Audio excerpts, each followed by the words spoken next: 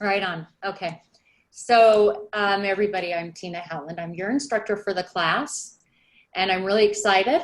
This will be about the third time that I've taught the online version of this class. I've been at Mount San Antonio College, though, for like 9 years. So I've been teaching for a while. And I think that we have the online class really well set up. You've got quite a few different instructors that are teaching it. So we kind of all share each other's stuff. You're going to notice that some of the videos are from me and some of the videos are from Steve or Brian, and possibly Corinne. You're going to see these different videos from those of us who teach this class. We want to give everybody sort of the same basis, the same starting point if you're going into the graphic design world, the same starting point. I want to be able to answer your questions, but I did make a note to myself here to mention due dates. I know they can get a little confusing. This is an asynchronous class. What that means is we don't have class times. All of the work that I give you is going to be rolled out at the beginning of the week, Monday morning. Although I'm going to try, I usually get some students who are really good at finishing early. And so I'm going to try to roll it out over the weekend, you know, a little bit early so that they can get a jump start on it. But technically, the work gets posted on Monday mornings, and then you have till Sunday night to complete it all. But in there are a couple of other due dates that I want you to be aware of. We do a discussion board, especially the first half of the class when we're working on Photoshop stuff. We do a discussion board where you ask questions and you help other students. And so, or you can say you didn't understand something, you figured it out, here's how you did it, you know, whatever. But it's supposed to sort of take place of being in a classroom and having that natural conversation. So the discussion board is due, and by the way, guys, this is all in Canvas, so it's not like you actually have to remember anything.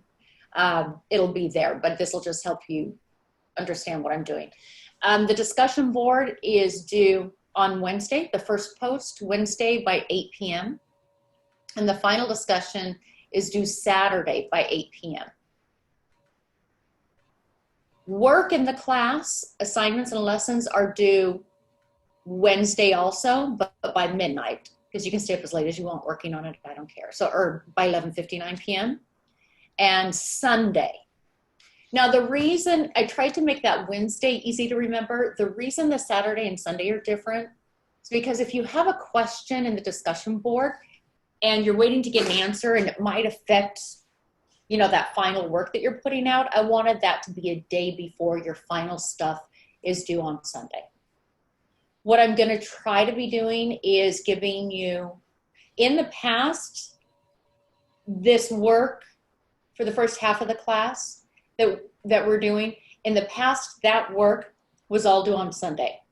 And by the past, I mean like one other class. But what I found is, or one other online class, what I found is so many students really think they're going to do it, but then they really wait till the last minute, and I'm seeing emails come through, which I'm obviously not answering at 11 p.m. on Sunday night.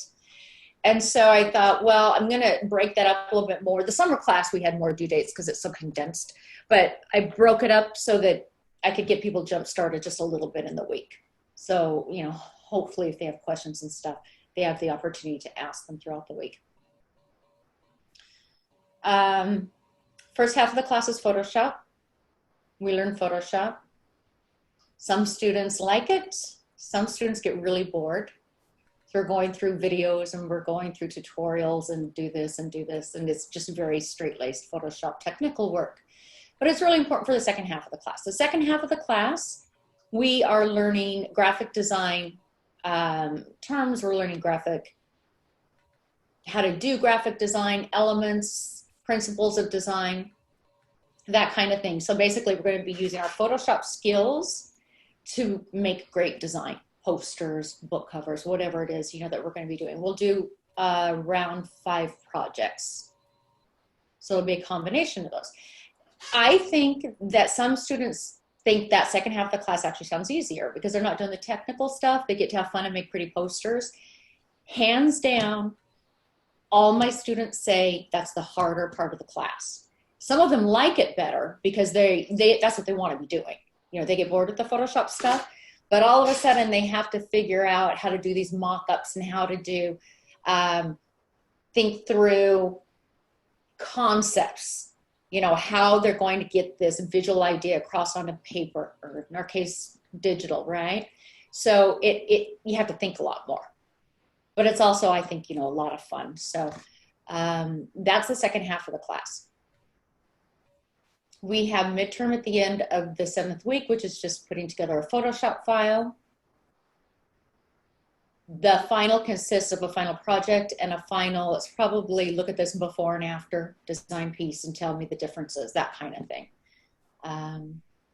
Do you guys have questions? I answered them all in that spiel. I know you guys have questions. No one? Is there a textbook that's helpful, or do we not need one? You don't need a textbook. In the past, we used to assign textbooks, but you can imagine how quickly some of them get outdated with Photoshop. Yeah. Mm-hmm. So we've really moved to videos. Okay. I make some videos, the ridiculous videos I put together because the students, especially during our summer class, this is a 16-week class, and we just got done with the summer one, which we condensed into 6 weeks. And that was wild. So I would be like 11 o'clock at night doing weird videos on how to make this balloon red and stuff. I've got those, and I'm probably still going to provide them because a lot of them are questions that I see from students over and over again. But with that said, our department has created videos of the major steps. Like, here's the creative process. How do you handle this? Here's the tool, the pen tool in Photoshop. How do we do that? And we'll do like an example, a tutorial of it. We also, though, use a lot of Adobe videos. So in an online class, I have to make sure that stuff we would normally do in the class, I'm showing you, and you guys are all on your computers and doing it, we're all doing it together. Obviously, we have to have another way of doing that. So I'll usually put the lessons, like the information, into the Canvas page, but then I'll also have the video watched. So instead of, back to your question on the textbooks, the videos replace the textbooks, really. And they're just so much more technical. They're faster. It's like, okay, Adobe's doing new ones, Mount SAC's doing new ones. There's different sources out there, and they're doing these quick videos, and we do screen shares and all that kind of stuff. That's sort of been the way that it's gone. Sounds good. Okay. Yeah, you're going to see a lot of videos. You're going to get sick of the videos, but they're helpful. What about the sketchbook? I see that there's like 4 different sizes suggested. Are you narrowing that down to? You can get whatever size you want, but sort of within that range. The idea behind it is, I think the smallest size in there is a 5x5. You don't want to get something so small that you can't get some sketches in. And to me, 5x5 feels kind of small, but that might work for you. And then the larger size is like a 9. Is it 12? 9x12? Yeah. I don't care if it's 9x13 or if it's a 10x14 if you really want it. That's really not the issue. Probably don't go and get like a 3, you know, those great big ones, because they're hard to drag around and draw things. Whatever you're really comfortable with. Not too tiny and not too big. Okay. Okay. You're going to be using the sketchbook mostly in the second half of the class because we're going to be doing thumbnail sketches, a whole bunch of stuff. In the first part of the class, it is due to get that sketchbook by Sunday, I believe. And I ask that you take notes in there. You start getting used to kind of handling it and doing some things. We might have some stuff that has to be turned in that's done in your sketchbook. We do that by taking pictures of it in the camera. Or you can take a picture of it on your phone and upload it. So instead of the pages being handed in, it's kind of cool. We can do that. When we visit the design lab and we take the screenshot, are we submitting that for homework? You are. And in fact, right now, I'm in the process of creating a new video that shows everybody how to do a screenshot. I have the information written in the lesson pages, and a lot of you have already done screenshots, so it's not a big deal. But if you haven't, that will be coming soon. We use screenshots all the time. So when you go through the videos, like let's say there's 6 Adobe videos that are assigned and they're each around 3 or 4 minutes. And one of the examples of what to do in that is you already download files, you go through and you follow along and you complete whatever the man or woman is doing. So that I know that you read the material, which in this case is watching the material, I'll ask for a screenshot of the end of the video with your Photoshop file. And you just throw it into Canvas and that's it. So it's sort of like, what happens is online, we have to come up with ways to make sure that all the students are participating in the class still. So, you know, we can choose, okay, get these videos, do we want to do a quiz? You know, some stuff it's just, you want to go along and we just want to know that you read the material or watched the videos. Okay. Other questions? Do you want to talk about better than C? Sure, absolutely. Okay. So who has that question? Diane. Okay. So better than C. When you're doing some of the Photoshop work, the first half of the class, some of that is going to be just do it for full points, or if you don't do it correctly, you might get partial points. So, you know, if there's, watch these 3 videos and take a screenshot of the finished Photoshop file, you know, where you were following along. Doing that's going to get you full points. Following all instructions and completing it will get you full points. That's great. When we get to the design portion though, the part where you have to critically think and you have to come up with concepts and put them on your file, get them on your file with your Photoshop skills. And so it's a much more complex assignment, their projects. That's where the C comes in. Doing all of the work, completing it, that's part of the problem. That's a C average. It's expected that everybody do that.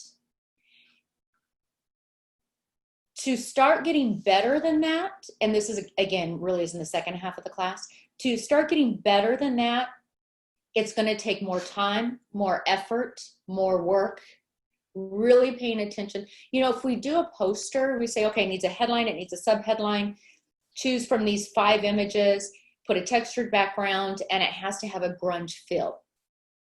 There will be some students who go through and meet all of those criteria, and they're like, well, I got the headline, I got the subheadline, here we go. Kind of looks okay, I got it all in there. I hit all the points, but that's not an A. And everybody knows that, right? It's like writing a paper. Yeah, you might have everything in the written paper, but that A is probably the student who went back, double checked, made sure then that they go into that harder part that I'm talking about, where it is looking at design concepts, principles and elements of design, and saying, how could I make color work for me in this? Does it support the message? Is this message one of, let's go back to the grunge. This is a grunge poster for the grunge band, but I use Disney colors. Well, that wouldn't make sense. They didn't solve that problem correctly. You know what I mean? There's going to be things like that that come into play. If you work hard and you're concerned about grade, I find that you're going to do well. Some students just want to hit the points and they're fine with the C. Does that make sense, guys? Yeah. Will there be any of these like type of live meetings with you during the? Absolutely. What I will do, and I'll send out an announcement on this, I'm going to have office Zoom meetings every Wednesday from 4 to 5. And if you come at the beginning, get your video fixed. If you come at the beginning, turn the video on, and we're either talking as a class or nobody has anything to say, so I'm working and we're all off working on our own, but I know that you can ask me questions, just like if we were in the classroom, then that is going to be worth 5 extra credit points. Additionally, I work in the lab this semester on Thursdays from 4:30 till 9. If any student comes in to the lab and works for at least an hour, they will receive 5 extra credit points. The lab is a Zoom meeting just like this. And in fact, one of the lessons or one of the assignments this week is for the students to go in and check into the lab. I find that when they do it once, it's a little easier, than being worried about understanding how to do it. So make sure that I get them in there right away. So if you come in during my lab hours and you can work quietly in the background. All I care about is that the video's on, so we know you're working. Because again, I've got the 16-year-olds. I see, I see everybody. Come in, work. You can be quiet in the background and just, if you have a question somewhere along the line, sort of, turn your microphone on and ask the question. In the lab will be myself and one other person. So it's a lab technician, Mauricio, and I'm the lab instructor. I don't know how many of you are taking other classes, but they should be posting, hopefully, a list of the different lab instructors on the website. And there's going to be some instructors who specialize in photography, some who are in the animation department, some graphic designers, and so on. So it's kind of cool. You can find your different specialties. Okay. Other questions?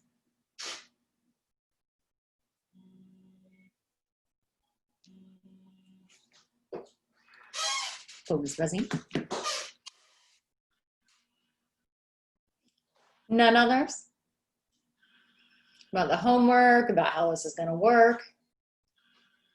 So Diane, to answer your question, yes, absolutely. Oh, in addition to that, guys, if you have a question or need something and you can't get to me during those 2 times, I'll make myself available at another time. Okay.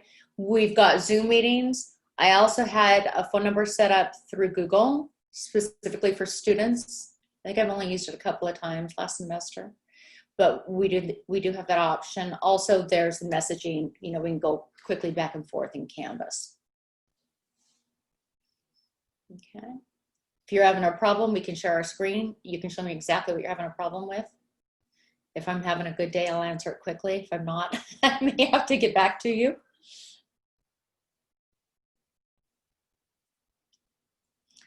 Got some quiet people.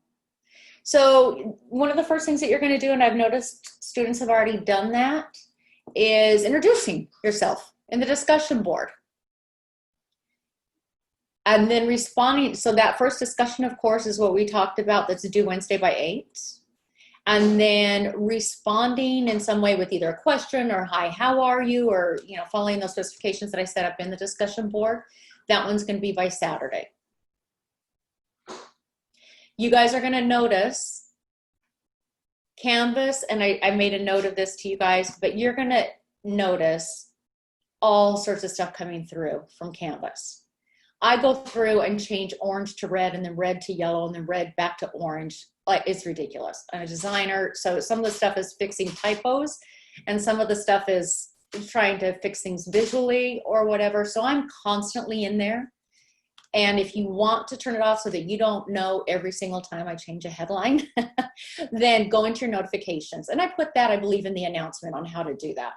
You can set that up so that you get it according to how you want it. Okay, guys, any thoughts, questions, or anything else? No? If you have, oh, one more thing. So I'm going to send out announcements every week.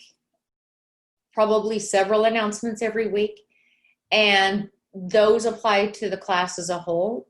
If you need to contact me directly, just one-on-one, talk about your grade or something like that, obviously, that wouldn't go to everybody. Just message me directly, and I'll respond to you. The discussion due Sunday, that's just, you just comment on someone else's bio, right? Yeah, that's to get you guys kind of twofold. One, I want to make sure you go through and read other people's bios. So posting your information on Wednesday and then leaving and not bothering to read everybody else's is something I want to avoid. So go through and maybe you have something in common with someone. Maybe if something they said was funny, you know what I mean? Converse. Try to converse with someone.